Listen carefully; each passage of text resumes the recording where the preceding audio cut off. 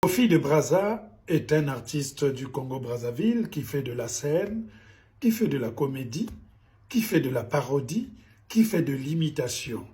Il se trouve que, comme son nom l'indique, il prend pour sobriquet Kofi de Brazza dans le but de pouvoir mettre en scène le personnage que vous connaissez, le grand Mopao Koffi Olomide.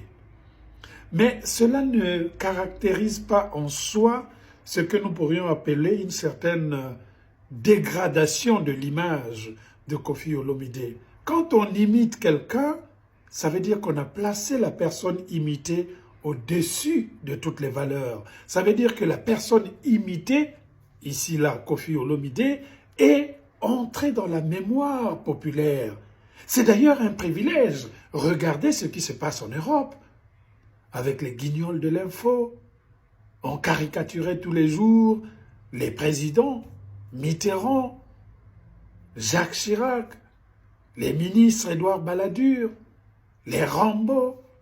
Mais pour être dans les guignols de l'info, pour bénéficier de la caricature, encore fallait-il être une personnalité populaire. Beaucoup d'hommes politiques et de femmes politiques se battaient pour qu'on les caricaturât. Mais tout le monde ne bénéficiait pas de la caricature. Alors, tous ceux qui pensent que Kofi de Brazza nuirait à l'image de Koffi Olomide, ils ne connaissent pas la caricature, ils ne connaissent pas la comédie.